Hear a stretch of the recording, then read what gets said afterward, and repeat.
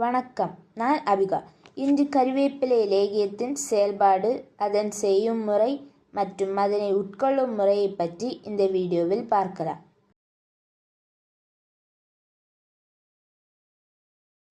லேகியம் செய்வதற்கு தேவையான பொருட்கள்: பனைக்கற்கண்டு, கறிவேப்பிலை, உலர்ந்த திராட்சை, தேன் மற்றும் நெய்.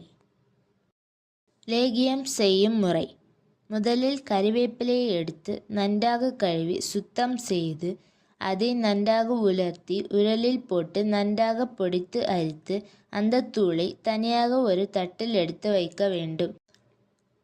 பிறகு பனக்கற்கண்டு எடுத்து உரலில் போட்டு நன்றாக பொடித்து அரித்து அதையும் தனியாக ஒரு தட்டில் எடுத்து மாற்றி வைக்க வேண்டும்.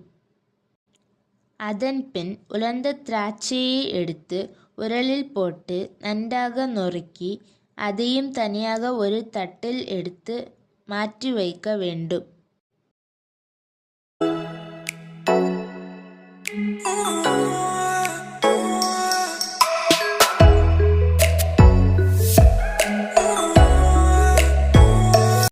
கடைசியில் கறிவேப்பிலை தூள், பனக்கற்கண்டு பொடி, நொறுக்கிய உலர்ந்த திராட்சை இவை மூன்றையும் ஒன்றாக சேர்த்து உரலில் போட்டு கலக்கவும். பிறகு தேவையான அளவிற்கு தேனையும் நெய்யையும் சேர்த்து அதனை உரலில் போட்டு லேகியத்தின் பக்குவத்திற்கு வரும் வரை இடித்து கலத்தி ஒரு கிண்ணத்தில் வைத்துவிட்டு பிறகு ஒரு பாட்டிலில் அதனை வைக்க வேண்டும்.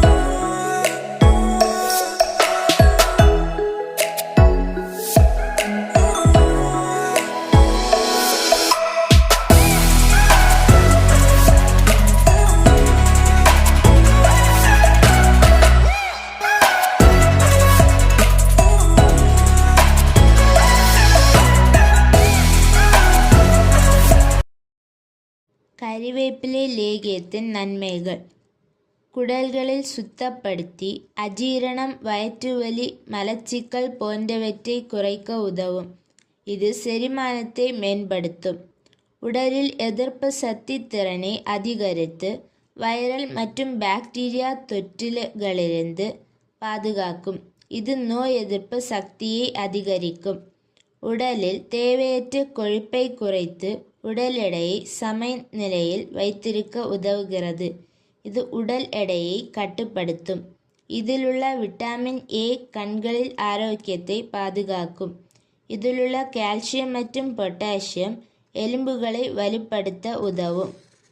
லேகியத்தை உட்கொள்ளும் முறை: தினமும் காலை 1 டீஸ்பூன் அளவு உட்கொள்ள வேண்டும். குழந்தைகளுக்கு 1/2 டீஸ்பூன் உணவுக்கு பிறகு கொடுக்கலாம்.